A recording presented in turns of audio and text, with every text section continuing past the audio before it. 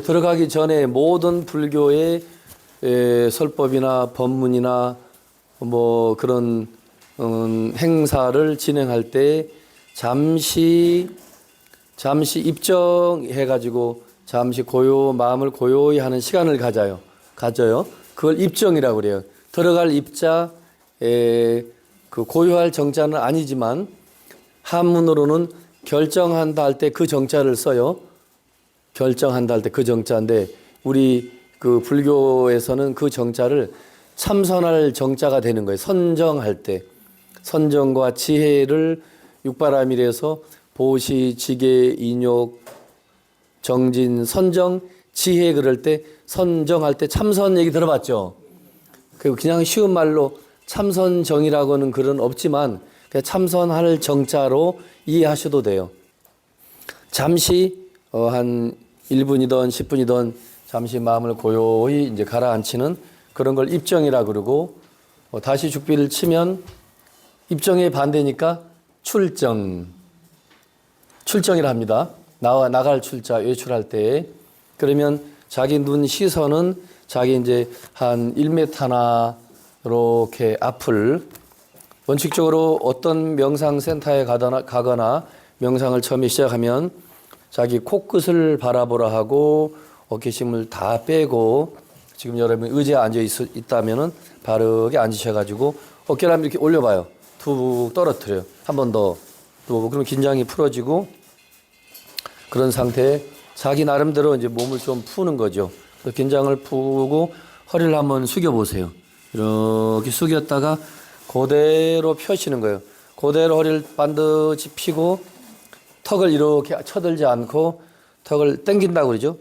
아주 당겨도 안 되고 부처님이 저 불단에 앉아 계시는데 부처님 귀하고 어깨하고 불상이 나란히 돼 있거든요. 그러니까 앉아 있는 그 모습의 우리들에게 표준 모델은 어느 누구도 아니고 법당에 앉아 계시는 불상이 되는 거예요. 불상처럼 앉으면 되는 거예요. 귀가 나란히.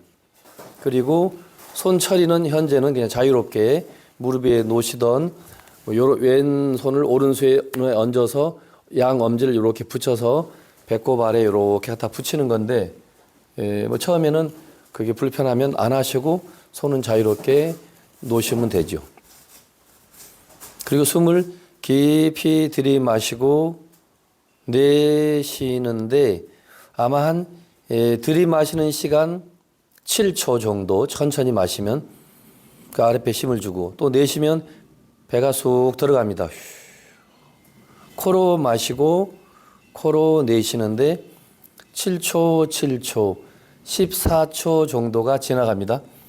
스님 저는 7초 길어요. 한 5초밖에 안 되겠어요. 그러면 5초 정도 들이마실 때 하나, 둘, 셋, 넷, 다섯 5초죠.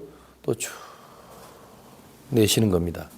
들이마실 때면서 내쉴 때까지 하나 또 5초, 7초 정도 쭉 의도적으로 의식적으로 아랫배에 힘을 딱 주면서 마십니다. 그리고 쭉 또 내쉬면 배가 쑥 들어가겠죠. 둘, 또 들이마시면서 코로 쭉 내쉬면서 마지막에 이제 하나에서 10까지 하는데 그것을 계속 반복하면서 하면 14초면 10번 하면 140초니까 60초가 1초라면 140초면 1분이 넘죠. 그렇게 하나에서 10 숫자 헤아리는 반복을 10회 정도 하면 뭐 10분, 15분 금방 갈 수가 있죠. 그래서 하나에서 10까지 숫자를 놓치지 않고 10회 반복을 해보던 20회 반복을 해보던 50회 반복을 해보던 그래 하면 집중이 되면서 시간 가는 거를 모르고 빨리 지루하지 않고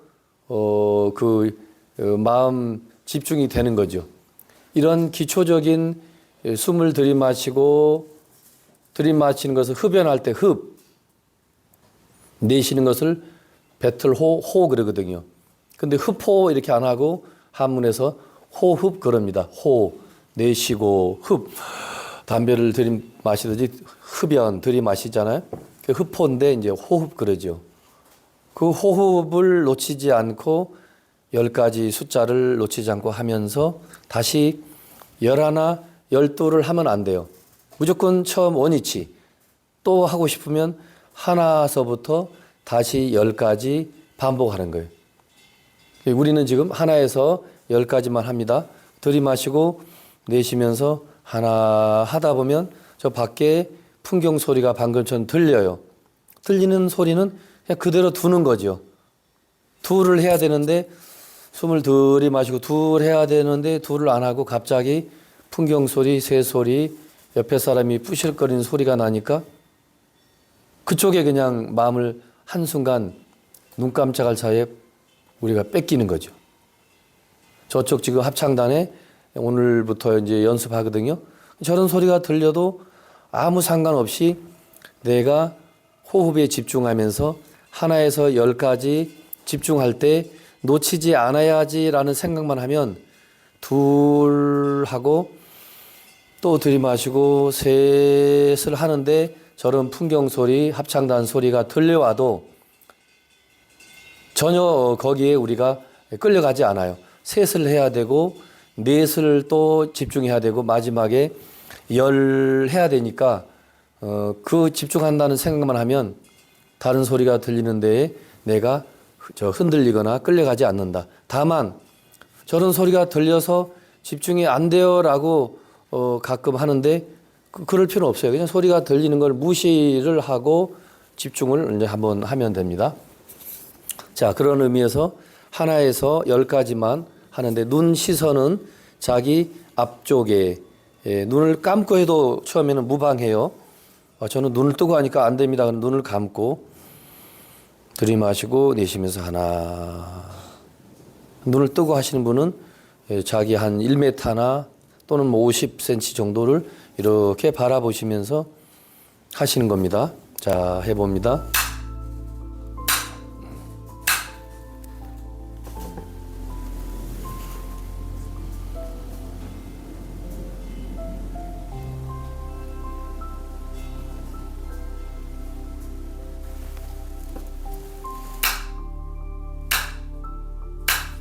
이 주피 소리가 굉장히 듣기 좋아요. 이게 조그만한 게 소리가 어떻게 이렇게 낭낭한지. 자, 그러면 불기 이 산정 기준 한번 펴보세요. 불기 산정 기준 여러분이 안 보셨다 하니까 기원 전, 기원 후, 기원 전은 BC 또 기원 후 서기로 해서 기원이 막 시작했을 때는 이제 AD 이랬는데 이게 이제 문제가 많다는 거지. 그래서 그 맨 밑에 한번 참고사항 써 있죠. 맨 밑에 참고사항 박스 쳐놨죠. 거기 BCE 돼 있죠. 약자로 before, 뭐 common, year 이렇게 돼 있는데 영어 발음으로는 그런데 그 CE 약자로 돼 있는 common year이라고 돼 있는 게 ERA가 기원이라는 뜻이에요. 기원. 통상적인 연대기 기원. common year 그게 기원이라는 뜻이고 여러분 이미 아시는 대로 before는 이제 뭐뭐뭐 전이니까 그죠? 전. 그래서 앞에 before를 붙여서 다 약자로만 쓰니까 BCE가 기원 전이 되는 거고 그렇게 되는 거죠. 그리고 이제 CE가 되는 거고 before를 빼면 기원 이전 before이라는 영어를 빼면 그냥 CE가 되는 거지. CE. 우리는 근데 그동안 CE를 안 하고 학교에서 초등학교부터 대학교 모든 신문, 모든 책, 이 세상에 존재하는 모든 책에는 다 AD 또는 BC 이렇게만 우리가 학교에서 배웠던 거죠. 그 이유가 있어요. 왜냐하면 서양식 교육이기 때문에 당연히 예수 그리스도, 예수님의 탄생을 기준으로 이것을 이제 서양의 역사가들이 꼭 역사가가 아니라 해도 그냥 편리하게 예수님을 기준으로 기원전을 BC라 하자. 그래서 이제 AD는 여기 밑에 써 있는 대로 아노 도미니 돼 있는데 이게 주님의 해라는 뜻이래요. 이게 AD라는 게 주님, 예수님, 뭐 주님의 해, 기원 시작이 이제 예수님의 탄생을 의미하는 거죠. 주님의 해니까 주님이 태어나셨다 이거야 이제. 그런데 이제 어느 날부터 많은 사람들이 불교, 기독교, 뭐 다른 종교 다 포함해서 종교를 이 역사를 표기하는데 굳이 예수 또는 석가모니, 공자, 소크라테스, 무슨 맹자, 무슨 뭐 알라, 마호메트 이런 사람들의 탄생을 기준으로 너도 나도 이렇게 역사를 표기하다 보면 이거 문제가 있다 이거죠. 객관성이 좀 없다. 그러니까 이런 종교 색채를 내세우지 말고 그냥 통상적인 시작, 그거는 CE, 또 통상적인 일반적인 기원, 이전은 지금 여기서 설명한 요대로 BCE 이렇게 CE, BCE. 굳이 우리가 약자로 기원 전을 표기하려면 약자로 BCE 이렇게 해야 되고 기원 후, 기원부터 시작하려면 CE라고 해야 되지 우리가 일반적으로 알고 있는 BC, AD는 사용하면 된다, 안 된다? 안 된다는 거죠? 여러분이 다 보시면 알지만 굳이 이 귀한 시간에 그 끝부분 박스 친 것만 설명을 드린 겁니다. 그 위에 자세한 설명은 돼 있죠. 또 불기에 대한 산정 기준도 돼 있어요. 원래는 이 불기 부처님의 우리 불기가 좀 특이해요. 석가모니 부처님이 태어난 생일을 기준으로 시작한 게 아니고 부처님이 돌아가시는 그 해를 기준으로 불기가 희한하게도 정해졌다는 거지. 이해되시죠? 보통 열반이라고 그러죠. 거기 보면은 1956년도에 이제 시작이 됐어요. 1956년도에 저 남방 불교 국가 미얀마, 스리랑카, 태국 이쪽 나라에서는 부처님 열반 이후에 끊임없이 매년마다 요런 게 산 가지 때라면 부처님 열반 이후 또 하나, 또 두 번째 하나 이렇게 해서 그 대나무 산때라도 좋고 그것을 1956년도에 와보니까 그게 2,500개가 쌓여 있는 거죠. 그 부처님 돌아가신 해가 2500년이 1956년도라는 거야.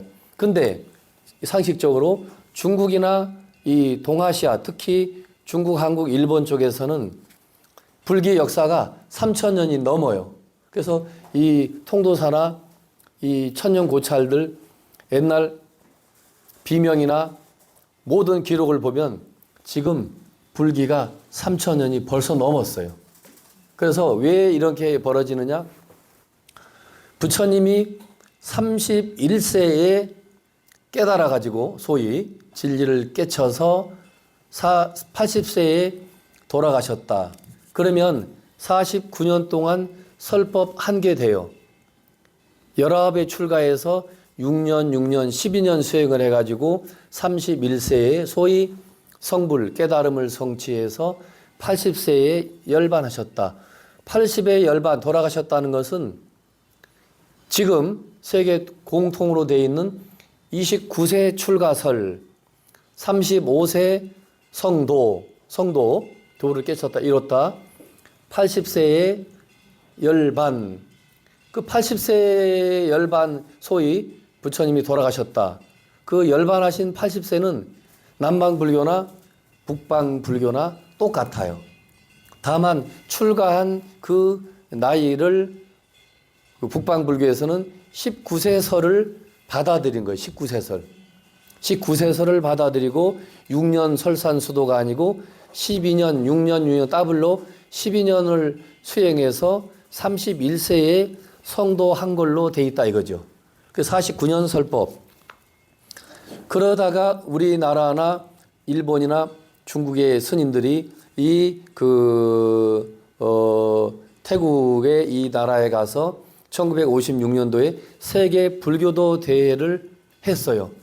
거기에 참석해서 남방불교, 남방에 있어서 남방불교 그럽니다. 태국이나 이런 나라들이 우리가 볼 때는 남쪽이니까. 그리고 중국이나 한국이나 대만이나 일본이나 베트남 이쪽은 그래도 그 동아시아 불교라고도 하지만 일명 동북아시아 북방불교라고 돼요. 북방불교. 그냥 쉽게 중국, 한국, 일본은 북방불교. 저 태국 이쪽으로 미얀마, 라오스, 스리랑카 쪽으로는 남방불교 그래요. 그 남방불교에서 계산해온 법이 그 부처님 그 인멸, 열반. 자, 따라해 보세요. 인멸, 열반, 니르바나, 닛바나, 정멸. 그게 전부 다 뒤섞어 놨지만 같은 뜻이에요. 예, 빨리어로는 닛바나라고 그래요. 열반을 닛바나. 또 산스크리트 같은 인도 말인데 산스크리트어로는 니르바나 그래요. 니르바나 외국 말이니까 닛바나를 한문으로 옮겨 적을 때 한자에는 뜻이 없어요. 그냥 열자를 쓴 거예요. 한자로. 반자도 쓰고. 그 열과 반이 무슨 뜻이 있어요? 없어요. 그냥 사과가 애플이면 영어로 우리가 한글로 애플이라고 적을 뿐이야. 그죠? 뜻은 사과죠. 애플이 사과인 것처럼 열반도 중국 사람이 한문으로 표기한 그 한자에는 뜻이 없음. 열반, 닛바나, 니르바나 뜻은 뭔데? 그러면 자 따라 하십니다. 정멸. 그게 오리지널 진짜 뜻이에요. 모든 번뇌의 불이 완전히 꺼진 상태. 모든 번뇌의 불이 다 꺼진 상태, 완벽하게 꺼진 상태를 고요할 적자, 소멸할 멸자, 정멸이라고 한문으로 표현했고 열반의 뜻이 그 모든 번뇌의 불이 꺼진 상태라는 뜻이죠. 소멸된 상태. 그래서 고요할 적자, 소멸할 멸자, 정멸 그래요. 아무튼 1956년도에 우리 동북아시아 북방불교의 스님들이 그 세계 불교도대에 참석했다가 우리도 그러면 뒤죽박죽인데 남방불교에서 이렇게 오랜 전통을 이어왔고 그게 정확하게 이어왔다 하니 그 부처님 그 열반 기준을 그러면 해서 부처님의 그 불기, 서기, 단기 하듯이 불기 기준을 정하자라는데 우리 한국, 일본, 중국이 동의해 준 거예요. 그러면서 이제 오늘날 지금 불기가 2569년. 자, 불기 지금 따라하세요. 불기 2569년. 2569년입니다. 부처님이 돌아가신 지 2569년이라는 거야. 거기에 80을 더해야 돼. 부처님이 80살을 살았죠? 그 80을 더하면 뭐가 나오지? 2569에 80. 예? 예? 2569에 80을 더해봐요. 2649에? 그러면 부처님 나이가 굳이 정확하게 따지려면 2649. 2649가 부처님 나이라고 할 수 있겠어요. 아셨죠? 그래서 우리가 불기하면은 엄밀히 말하면 부처님 돌아가신 그 기준으로 불기가 묘하게도 정해졌다는 것만 참고로 아시고 우리가 그 일단은 입문반이니까 이 통도사를 중심으로 설명드리면 왜 절은 이렇게 다양한 전각, 큰 집을 대웅전할 때 집전자를 씁니다. 조금 작은 집을 같은 집전자, 집각자인데 칠성각 그러죠. 칠성전 안 그런다고요. 또 산신전 안 그래요. 산신각 그래요. 집이 좀 작은 거를 한문으로 각이라고 하고 좀 큰 것을 전이라 합니다. 대웅전, 뭐 응진전. 근데 이제 우리 입문반이니까 설명을 드리는 겁니다.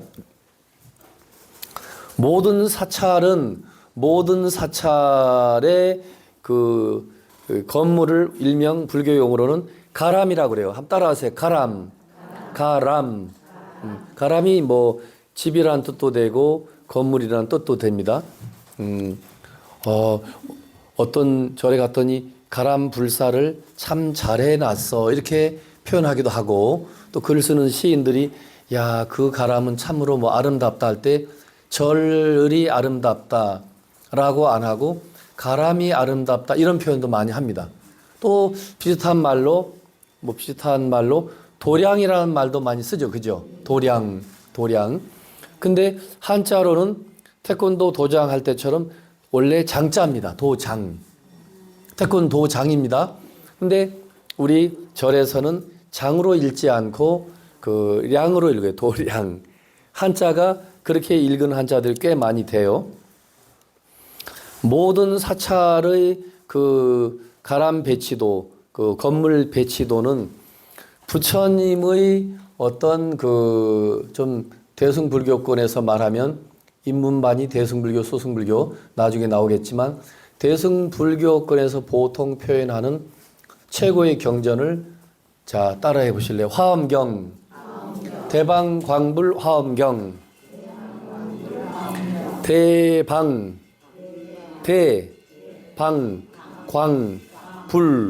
화엄경 7자입니다.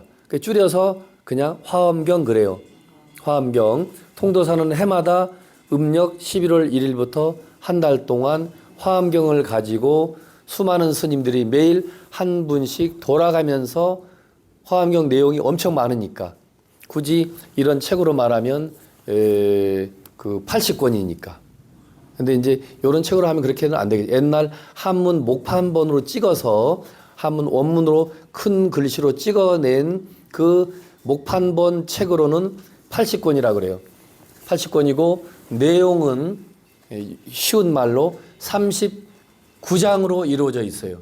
근데 절에서는 1장, 2장이라 안 하고 화엄경에서는 뭐라고 하냐면 1품, 2품 이렇게 표현해요. 그래서 화엄경은 39품으로 이루어져 있어요. 다른 말로 하면 39장면이 나오는 거지. 첫 번째 1장에는 이러이러한 그 부처님 세계를 한참 설명하고 엄청 많아요. 마지막에 39번째 39장, 39품에 가면 보현보살이라는 인물이 등장해서 화엄경의 결론격으로 뭐 어떤 실천의 행에 대해서 끊임없이 이제 설명하고 있어요. 그래서 이 화엄경은 이제 39품으로 이루어져 있는데 그 대승불교에서 다시 말해서 그 화엄세계는 지금 인문반의 귀로 쏙 들어올지 모르겠지만 이 대승불교에서는 먼지 하나부터 자 따라와 보세요. 해보세요. 대승불교에서는 특히 화엄경에서는 먼지 하나부터 우주 전체가 그대로 부처님 세계이다. 어마어마한 말씀이에요. 먼지 하나부터 우주 전체가 하나도 버릴 것도 없는 거예요. 그래서 성철 스님이 옛날에 살아생전에 대중들이 불교를 어렵게 생각한다니까 초파일 날 쉽게 부처님 오신 날 그 한 말씀을 한다고 하면서 교회당에서 연불하는 부처님들 오늘은 당신이 오신 날이니까 축하합니다. 법당에서 예배하는 부처님들 법당에서 예배 안 하죠. 성경 읽지 않잖아. 그죠? 그렇게 엉뚱하게 부처님 오신 날 그 한 말씀을 그렇게 하신 거죠. 교도소에서 수행하시는 부처님들 뭐 이런 식으로 술집에서 또 부처님 법을 펼치시는 또 수많은 부처님들 술집 기생도 다 부처님으로 보는 거지. 이거는 어떤 시각에서 그렇게 뒤죽박죽 같은 그런 말씀으로 부처님 모신 날 말씀을 만들 수 있었을까? 바로 불교 최고의 대승경전인 화엄의 사상에서는 그렇게 표현할 수밖에 없어요. 일체가 다 부처님 아닌 게 없는 거야. 저 풍경 소리도 부처님 설법인 거고 이 대승불교에서는 일체가 다 그렇지 못한 처음 우리가 불교를 배울 때는 풍경 소리가 따로 있고 목사님 설교가 따로 있고 대학에서 교수님 강의가 따로 있는데 이 화음의 세계쯤 오면 알고 보면 일체가 다 불법이라는 거죠. 그 화음 세상, 화음의 세계를 이 현실 세계에서 사찰을 건립하면서 상징적으로 표현해 놓은 그 수많은 그 가람, 수많은 건물들이 부처님의 세계, 특히 대승불교에서 화음의 세계를 그런 식으로 표현해 놓은 거라는 거죠. 저 들어가는 입구부터 이제 일주문이 있어요. 보셨죠? 통도사. 일주문을 통과하면 통도사는 사천왕문이 있어요. 있죠? 일주문은 지붕은 하나인데 기둥이 이렇게 나란히 여기 하나 서 있고 이렇게 기둥이 서 있어요. 두 개. 근데 나란히 서 있다 해서 일주라 그래요. 기둥은 두 개지만 일주. 그리고 그 위에 해서 기와집을 얹어놨는데 기둥은 하나가 아니고 두 개이지만 우리가 나란히 두 기둥 위에 문을 세웠다 해서 일주문 그래요. 근데 그 일주문은 또 어떤 의미로 그렇게 했느냐. 불교에서는 나중에 여러분 공부를 해보시면 알지만 일체가 화엄경에서 부처님 세계가 아닌 게 없다고 했듯이 일체가 다 진리로서 보면 다 하나라고도 보는 거죠. 나중에 불교를 좀 깊이 들어가면 하나도 아니다라고 해요. 이제 반야신경 공부해보면 하나라고 해도 틀린 말이고 둘이라 해도 틀린 말이고 하나도 아니요 둘도 아니요 셋도 아니요 이렇게 이제 그 어떤 철학적으로 말하는 경우는 있지만 그건 일단 어려운 얘기니까 불교에서는 일체는 진리는 하나다는 뜻으로 일주문을 또 세우기도 해요. 그런 상징이죠. 그 다음에 사천왕문이 있죠. 보셨죠? 통도사의 사천왕문이 아주 가장 전국적으로 잘 돼 있고 그 사천왕이 가장 또 막 무시무시하고 사천왕은 전부 사천왕이 험상궂게 생겼는데 그 막 칼도 들고 있고 무슨 육모 방망이 같은 큰 도깨비의 방망이도 들고 있고 그걸 금강저라고 그러죠. 쇠 망치 같은 거, 칼. 그리고 그 나쁜 사람들 발로 이렇게 밟고 있는 그런 상징물로도 이렇게 조형물로 만들어져 있죠. 그 문 한번 열어보실래요? 부채질 하는 거 보니까 덥다. 한번 열어봐요. 열어봐. 지금 속에서 천불이 나나 보다. 이제 1분만 참아요. 천불 나무도 확 열어봐요. 오늘 같은 날 다 열어. 자, 그거 확 열으세요. 됐어요. 자, 1분만 하면 1교시 끝나는데. 그래서 그 사천왕문은 동서남북 이 불교에서는 불교의 우주관입니다. 석가모니 이전에 인도의 우주관이기도 한데 이 세계를 28개의 하늘 세계로 구분을 해요. 요거는 상식적으로 알아두면 좋아요. 우리가 천문학, 우리가 오늘날 현대 과학에서 배운 것처럼 태양을 중심으로 태양계에 뭐 명왕성, 무슨 천왕성 어쩌고 저쩌고 있잖아. 그죠? 태양계를 중심으로 달도 있고 금성도 있고 지구도 있는데 요거를 하나의 세계로 보는 것은 아주 작게 보는 거고 불교에서는 해와 달을 포함해서 우리가 지금 이 밤하늘에 보이는 이 어마어마한 이 우주 세계 이 자체가 그냥 하나의 우주 세계일 뿐인 거죠. 그런데 이 무한한 우주에서는 우리가 지금 밤하늘에 보고 있는 이와 같은 우주 세계가 100억 개도 아니고 1000억 개도 아니고 상상할 수 없는 숫자로 파악이 안 되는 무한한 우주 세계가 펼쳐져 있는데 그것은 제 얘기가 아니고 현대 이제 천문학 과학에서 그렇게 증명을 했기 때문에 말씀을 하는데 불교에서는 부처님은 그런 말씀은 안 하시지만 부처님이 신통한 데가 있어요. 뭐가 신통하냐? 너희들은 해와 달이 하나인 줄 아는데 이 무한한 우주 세계에는 100억 1월이 있다 그래요.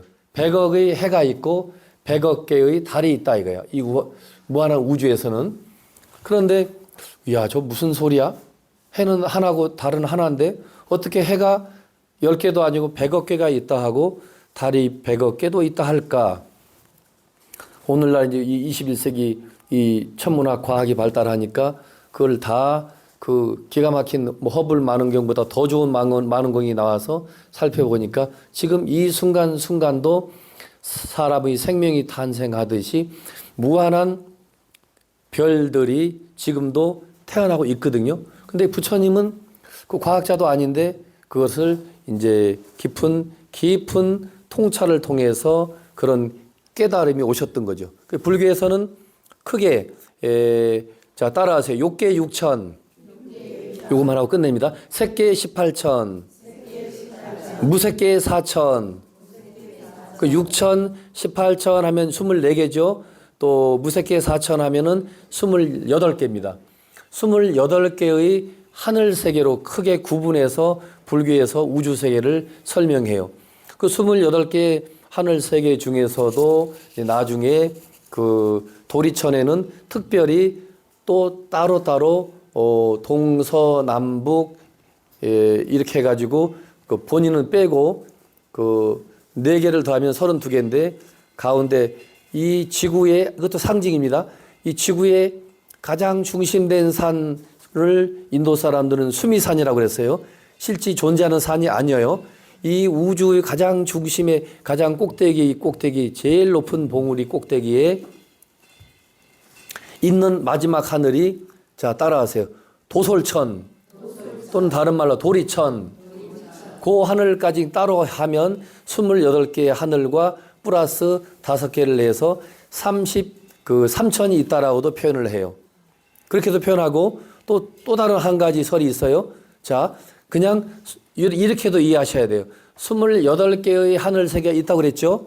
6개 6천, 6개 6천, 3개 18개 18천, 무색계 4천, 28개라고 그랬죠.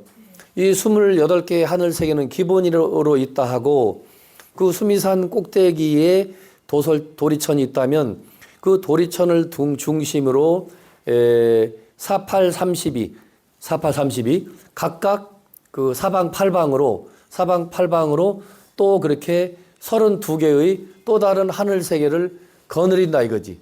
좀 어려운 말인데 도리천이라는 하늘 세계는 특별히 도리천왕 일명 도솔천왕이 자기를 포함해서 거의 32개의 또 하늘 세계를 자기가 지배하고 관장한다고 그래서 그 도리천을 일명 자 따라하세요. 도솔천.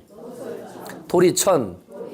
그러니까 별개의 얘기입니다. 28천이 있고 그 중에 도리천이라는 하늘나라는 특별히 자기를 포함한 그 자기 빼면 32개의 동서남북 사방팔방으로 해서 32개의 하늘 세계를 관장하고 자기가 이제 그 거느린다 이거지. 이런 그 하늘 세계의 이야기가 있어요. 그래서 사천왕 얘기를 하다가 여기까지 하고 1교시 마칩니다. 모든 절에를 가시면 대웅전을 먼저 참배하고 또 이제 입문반이니까 왜 절에 부처님만 모시지 않고 칠성도 모시고 산신도 모시고 이거 뭐 뒤죽박죽 아니냐 하는데 종교가 이제 어떤 종교든 그 나라에 들어가면서 그 나라의 어떤 토속 신앙이라 할까 다 있죠. 그것을 포용하고 같이 공존하기 위해서 우리가 지금 공식적으로는 고구려 소수리만 372년에 불교가 들어왔다 하지만 뭐 우리가 역사를 배워보면 이제 알게 되겠지만 다 알고 계시겠지만 공식화되기 이전에 이미 불교는 왔었지 그죠? 근데 우리가 이제 공식화된 거는 고구려 소수리만 372년 그러는데 들어오면 어디나 그래요. 기득권처럼 이미 기존에 있는 그 나라에 어떤 믿음 체계가 있는데 그게 우리가 지금 말하는 무속이라고 하더라도 옛날에는 무속 자체가 지금 무당 그러는데 무속 자체가 그 기독교나 불교처럼 그렇게 체계 있게 뭐가 안 이루어지다 보니 기존의 서양 종교든 동양 종교들이 어느 나라에 들어가면서 자연스럽게 자리를 잡는 거죠. 그러면서 우리도 사랑 대신 우리도 모신다. 또 북두칠성은 엄밀히 말하면 중국 도교, 노자, 장자, 도교 영향을 받는 건데 왜 우리도 칠원성군을 북두칠성을 말하기도 하거든요. 북두칠성. 그래서 북두칠성 열애불 그래요. 북두칠성 열애불. 불교에서 이건 이제 대승불교 아까 말한 대로 화엄경 입장에서 보면 일체가 다 부처가 아닌 게 없기 때문에 별도 부처요, 달도 부처요, 해도 부처요. 부처가 아닌 게 없는 거지. 갖다 붙이면 다 부처니까. 그래서 그런 의미에서 칠원성군도 우리 불교에서는 부처님으로 섬긴다. 그리고 그 칠원성군 노자, 장자 등등등을 믿는 그런 사람들도 다 불교로 포용하기 위해서 사찰에 칠성각을 만들어 놓는 거예요. 그리고 칠성각에 보통은 칠성각만 따로 있기도 하고 백양사처럼 칠성각 안에 산왕 대신 산신님도 탱화든 동상이든 조각을 해서 모셔놓고 또 나반존자라 해서 저 청도 운문사 가면 꼭대기에 사리암이란 절이 있죠. 거기에는 나반존자라고 해서 모셨는데 뭐 특별한 분이 아니고 부처님 500제자 500아라한 가운데에 한 사람이 이름이 나반이에요. 나반. 한문으로 보면 나반존자. 달라이라마 존자 그러죠. 들어보셨죠? 그 존자라는 건 이제 높은 분이란 뜻이거든요. 나반존자 관세음보살 부르듯이 나반존자 하고 기도를 하는데 500아라한 또는 줄여서 16분의 아라한. 아라한이라는 것은 우리 이제 우리 입문반 시간에 중간중간에 나오겠습니다만 최고의 깨달음의 마지막 그 단계가 아라한이라고 그래요. 아라한. 수다원, 사다함, 아나함, 아라한 그래요. 그래서 최종적인 깨달음을 성취한 사람을 아라한 열매 과자, 결과 과자, 아라한 과를 성취했다 그래요. 아라한과. 부처님을 믿고 부처님 제자가 돼서 다 깨달으면 저나 여러분이나 다 아라한이 될 수 있는 거죠. 아라한이. 그래서 저렇게 응진전을 따라 모시는데 나반존자를 응진전에는 지금 16분, 500분 중에 500아라한 중에 대표 선수, 쉽게 말하면 대표 선수 16분만 따로 모신 그 법당을 통도사도 응진전 이렇게 해놓고 어떤 절은 응진전이라 안 하고 나한전이라고 붙어 있는 절도 있어요. 나한전. 아라한에서 아자 빼고 그냥 나한 이렇게. 근데 우리 백양사 칠성각에는 그 청도 운문사 사리암에 모셔져 있는 한 분의 존자를 나반존자를 한다고 그랬죠? 한문 뜻으로는 홀로 독자, 독신할 때 독성님 그래요. 따라해보세요. 독성님. 그때는 독성존자 이렇게 안 하고 독성님이래요. 독성. 홀로독, 성인성. 성자 할 때 성인성. 독성이니까 뭐 굳이 존자를 안 붙여도 되는 거죠. 나반 할 때는 존자, 나반존자 붙이지만 독성으로 부를 때는 그냥 독성님 그러죠.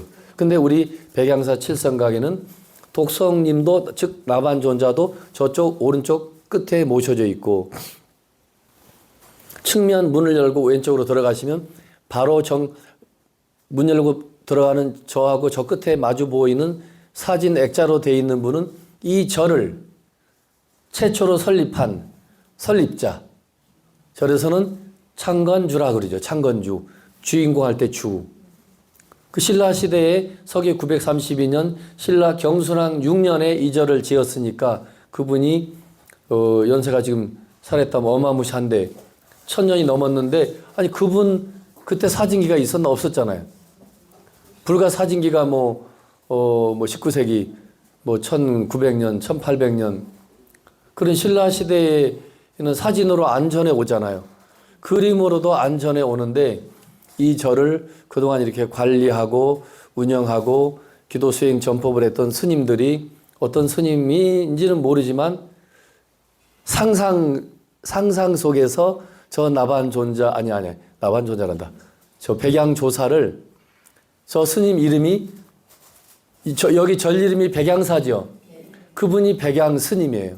신백자, 버들 양자.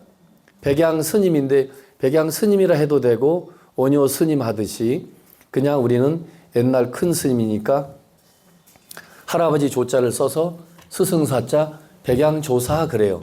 거기 백양조사 설립자 사진을 그렇게 사진은 아니지만 잘 영정사진처럼 잘 그려가지고 모셔져 있죠. 그리고 칠성이 가운데 있고 들어가면 제일 왼쪽에 산왕 대신 산신이 있죠. 저 위에 산신각이 있죠. 따로 있는데 여기는 또 그전부터 모셔져 있던 산신을 그대로 모셔놓은 거죠. 자, 그러면 부처님 그분 한번 펴봅니다.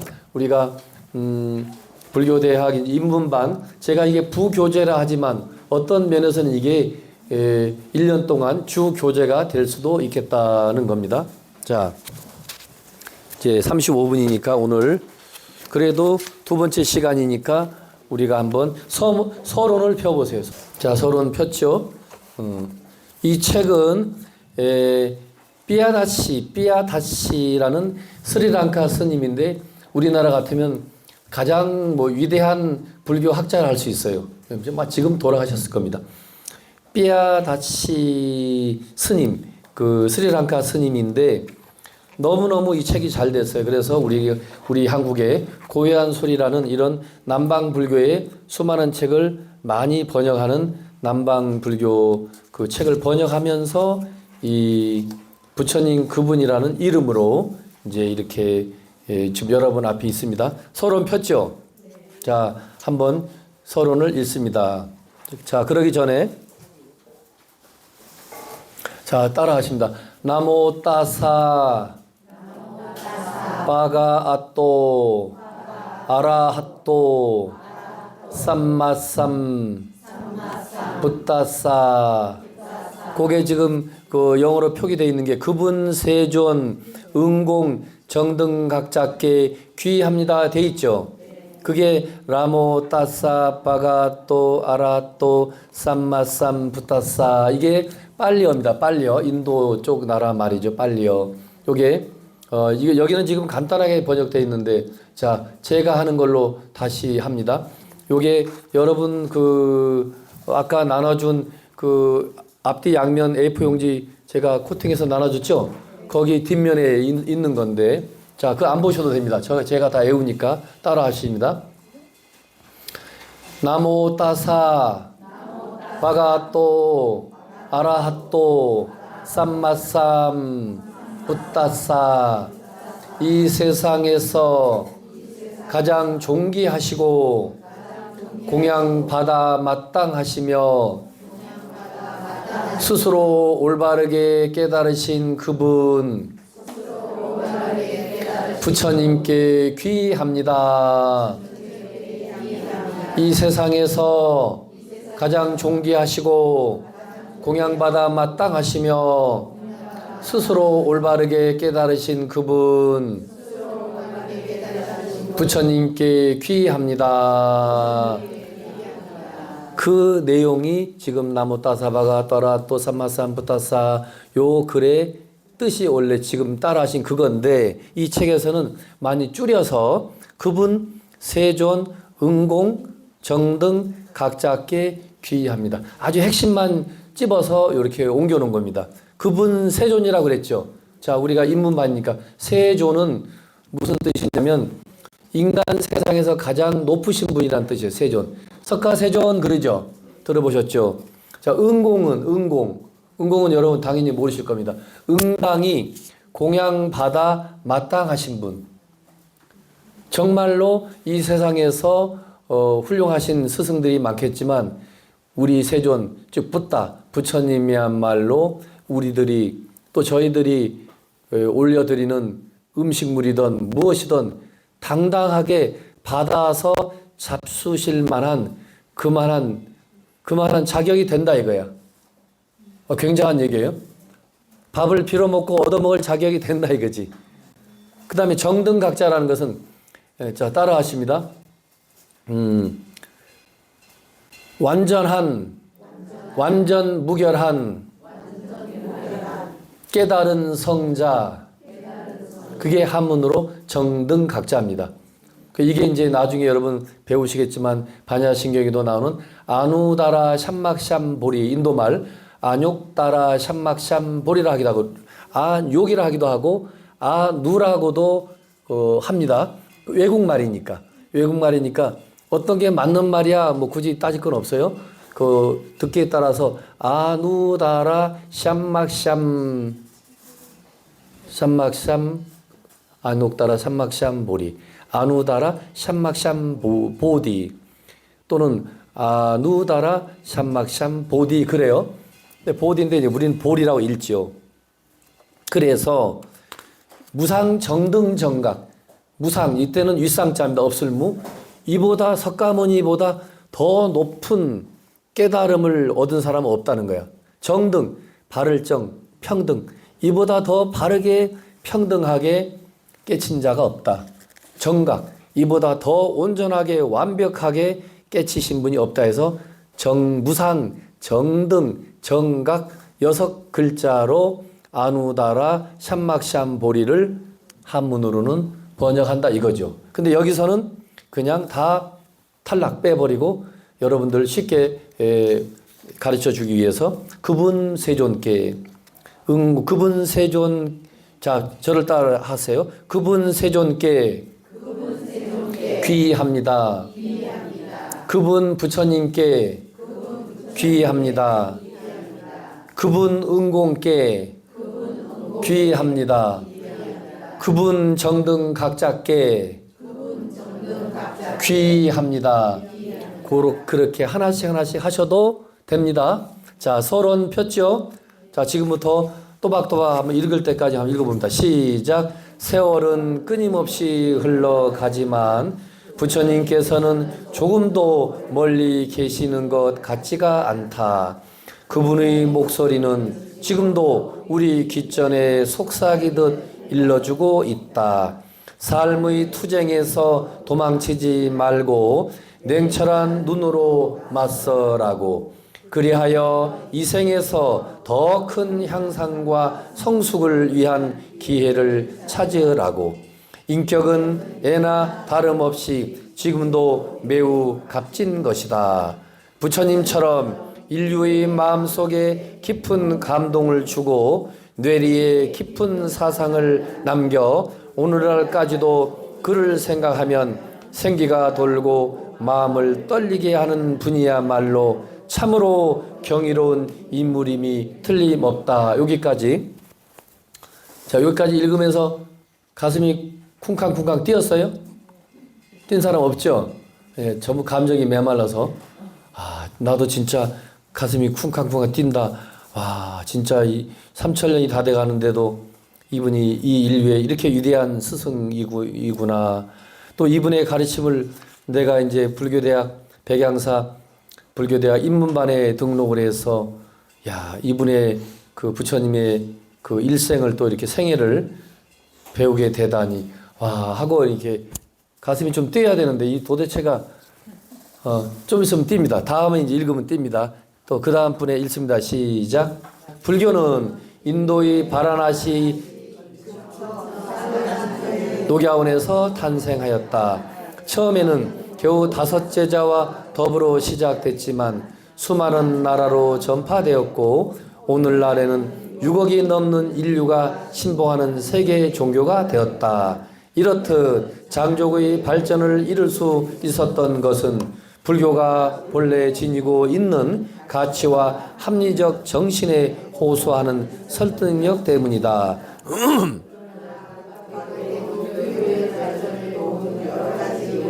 있었다. 전법을 담당한 사람들이 불법을 전할 때 결코 방법을 사용한 적이 없었다는 점도 그 요인 중의 하나이다.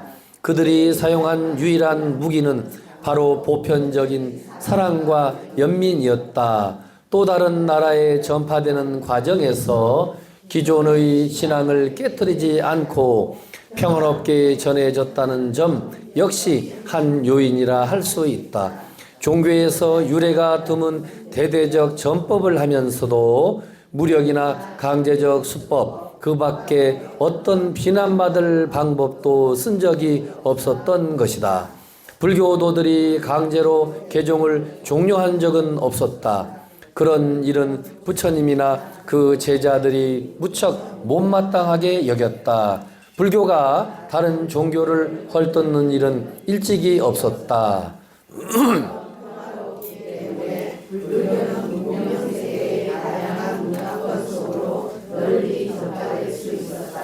리즈 데이비즈 박사는 말한다. 내가 알기로는 불교의 긴 역사를 통틀어 아무리 장기간에 걸쳐 최고의 위상이 있던 곳일지라도 불교도들이 타 종교인을 박해한 기록은 찾아볼 수 없다. 이건 우리만의 정말 천번만번 또 자랑하고 자랑해도 자랑할 만한 그런 대단한 불교인 거죠. 불교는 지금 여러분이 이미 이 양반이 말하지 않았다 하더라도 이미 여러분이 학교에서 끝없이 수없이 배우신 대로 서양의 그 종교는 또 서양의 특히 유럽을 중심으로 수많은 전쟁들은 종교 전쟁이잖아. 그죠? 우리가 들어서 알고 있죠? 다 끝없는 십자군 전쟁이다. 무슨 전쟁이다. 끝없는 종교 전쟁이고 근데 불교는 지금 이 데이비드 박사가 또 인용했다는 말처럼 아쇼카 대왕이 중국의 진시황이 중국을 최초로 통일한 것처럼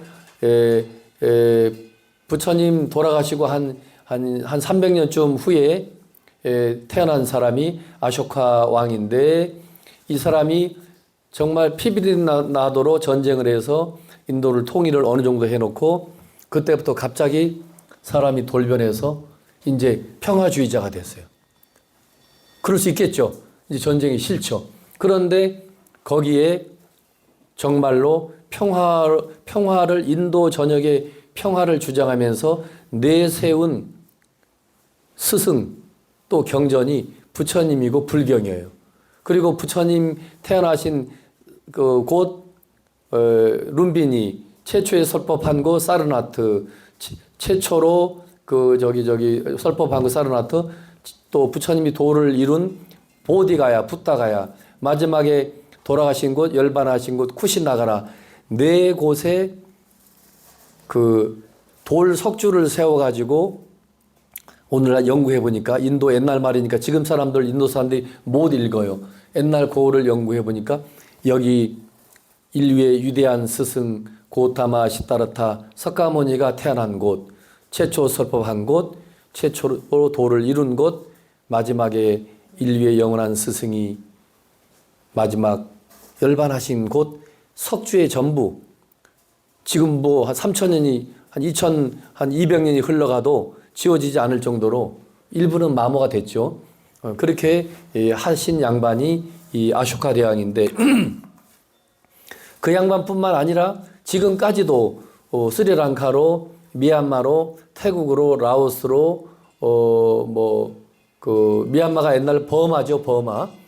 그런 쪽으로 중국으로 한국으로 일본으로 불교가 전파되면서 이 불교를 믿지 않으면 기존에 다른 불교 아닌 종교인을 박해하거나 억압하거나 그런 적이 단 한 번도 없었다는 거죠. 단 한 번도. 그 참 불가사의하다는 거예요. 있을 수 없는 역사상 전무후무한 거예요. 이거는 불교만이 가능한 거예요. 기독교든 마호메트, 알라심 믿는 교든 다 종교 전쟁이 있는데 불교는 없어요. 불교는 이와 같이 전법을 하면서 단 한 번도 불상사가 없었고 아까 산신각, 칠성각 설명드린 것처럼 기존에 있는 그 나라의 믿음 체계를 부정하지 않아요. 그 열심히 믿으세요. 다만 우리 부처님의 가르침은 사성제의 가르침, 팔정도의 가르침, 또 중도의 가르침. 자, 따라해 보십시오. 티끌부터 우주 전체는 서로 의존하여 공존하고 공생하고 공존하다가 그 의존이 흩어지면 그 의존이 해체되면 공으로 돌아간다. 이게 부처님 가르침인데 우리가 평생 배울 내용이거든요. 모든 것은 먼저 하나부터 우주 전체가 불교에서는 다 서로 조건에 의해서 그 조건적인 만남에 의해서 존재한다는 거예요. 자, 여기 지금 우리가 이제 끝날 시간 5분 전인데 저를 보세요. 지금 제가 여기 앉아 있고 여러분들이 불교대학 입문반 여러분들이 그렇게 책상에 앉아서 강의를 듣고 있는데 단순하게 보면 불교대학 강의하는 강사로 앉아 있고 여러분은 수강생으로 앉아 있는 것 같지만 수강생과 강사만 우리 이 관계에서 존재하는 것이 아니고 이 건물도 우리하고 관계를 맺고 있고 그죠? 많은 바람도 관계를 맺고 있고 햇빛도 관계를 맺고 있고 이렇게 물도 마셔야 되고 여러분 앞에는 또 책이 있죠? 이 책도 관계를 맺고 있고 이 책은 한마디로 말해서 저 시베리아 벌목공들이 나무를 다 잘라내서 실어 날라서 최종적으로 펄풀 공장에 가서 이거를 종이로 만들어 가지고 여기 글씨를 인쇄해서 지금 부처님 그분이라는 책으로 여러분 앞에 있잖아. 그죠? 이 책이 여러분 앞에 있기까지는 이건 아주 과학적으로 수십만 개가 아니고 수억만 개의 조각조각이 하나하나가 다 상호 관계를 맺고 있다는 거예요. 제가 기회가 되면 이제 나중에 말씀드리겠지만 그 상호 관계를 맺고 있는 그 속에서 최종적으로 이 종이 페이퍼 이게 만들어지고 여기 인쇄해서 여러분 앞에 있지만 틱냐탄 스님의 그 반야신경 우리가 아까 읽었죠? 네. 그 양반의 내가 30년 전에 그 양반 반야신경을 읽고 충격을 먹었어요. 야, 이렇게 반야신경을 성철 스님처럼 그 옛날 스님이니까 멋지게 웅장하게 풀이할 수도 있지만 현대인들에게 그거보다 더 쉽게 이렇게도 풀이할 수 있구나. 딱 그 틱냐탄의 평화로움이라는 옛날 반야신경 지금은 그 책 절판됐어요. 또 새롭게 나왔어요. 여기에 한 장의 종이가 있다 이거야. 지금 반야신경. 근데 틱냐탄 스님의 이야기입니다. 나는 이 제목이 상호 공존 이렇게 해놓고 여기 한 장의 종이가 있습니다. 이 한 장의 종이에 나는 지금 까치가 우나요? 까마귀가 울어요? 까치가 울어요? 까치라고 운다 합시다. 여기 한 장의 종이에 까치의 소리가 있습니다. 여기 한 장의 종이에 시베리아 벌목공의 한숨 소리가 있습니다. 여기 한 장의 종이에 시베리아 그 벌목, 그 나무가 있습니다. 그리고 여기에는 그 나무가 작은 싹에서 터서 그 아름드리 나무로 성장하기까지 수많은 햇빛이 쪼아줘야지, 그죠? 비춰줘야죠. 또 수분이 비가 와야죠. 영양 공급이 돼야죠. 그러니까 하늘도 땅도 물도 바람도 해도 달도 그 수많은 자연적인 우리는 자연적이라 하지만 그 수많은 것들이 그 한 포기의 나무가 최종적으로 그 거대한 아름드리 나무가 되도록 다 상호작용을 해서 서로 힘을 보태서 한 그루의 나무가 됐다 이거야. 그죠? 근데 그 나무가 결국은 종이를 만들어서 우리 앞에 이렇게 있는 거죠. 그러면 이건 단순한 한 장의 종이가 아니라 우주의 기운이 다 요즘 말로 협업. 그죠? 같이 공통으로 힘을 합쳐서 이 한 장의 종이가 됐다 이거죠. 불교에서는 정말로 그 모든 것을 그 상호 관계로 설명해요. 이번 강의는 여기서 마치겠습니다. 모두 수고했습니다.